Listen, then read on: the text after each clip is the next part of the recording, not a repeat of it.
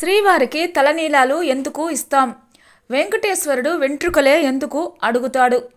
వేం అంటే పాపం, కట అంటే తీసేయడం, ఈశ్వరుడు అంటే తొలగించేటటువంటి వాడు.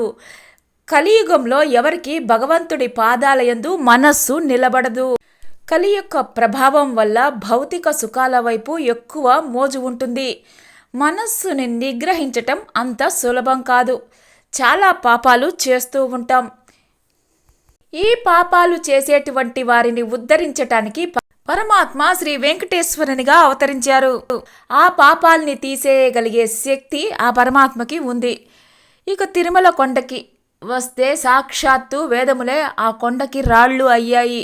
ఒక్కొక్క యుగంలో ఒక్కో అవతారం ఎత్తి ఆయన ధర్మాన్ని రక్షించాడు.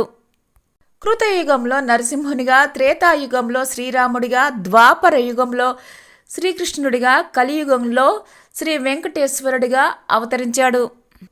మిగిలిన అవతారాల్లో చేసినట్లుగా కలియుగంలో స్వామి దుష్ట సంహారం ఏమీ చేయలేదు. కత్తిపట్టి ఎవ్వరినీ సంహరించలేదు. ఆయన చాలా కాలం వరకు నోరు విప్పి మాట్లాడేవారు. తొండమాన్ చక్రవర్తి మీద కోపం వచ్చి మాట్లాడడం మానేశారు. కాబట్టి ఆ వెంకటాచల క్షేత్రం పరమ పావనమైనటువంటి క్షేత్రం. తిరుమల కొండ సామాన్యమైన కొండ కాదు. ఆ కొండకి శ్రీ వెంకటేశ్వరునికి ఒక గొప్ప సంబంధం ఉంది. తిరుమల కొండకి ఒక్కో యుగంలో ఒక్కో పేరు ఉంది. కృతయుగంలో వృషాచలం, త్రేతాయుగంలో అంజనాచలం, కలియుగంలో వెంకటాచలం అని పేరు వచ్చింది. పురాతన కాలంలో తప్పు చేసిన వ్యక్తికి తల వెంట్రుకలు తీసి శిరోమండనం చేయించి దాసులుగా చేసుకునేవారు. అలా తలనీలాలు తీసి గుండుతో ఉంటే ఒక వ్యక్తి కింద దాసుడుగా ఉన్నట్లు లెక్క.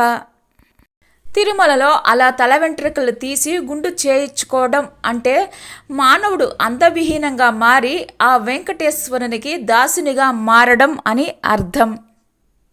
మనకి పాపాలు అన్నీ ఎక్కడ ఉంటాయి అంటే వెంట్రుకల మొదళ్లను ఆశ్రయించి ఉంటాయి. ఆ పాపాలు తీసేయడానికి స్వామి తల వెంట్రుకలు అడుగుతాడు.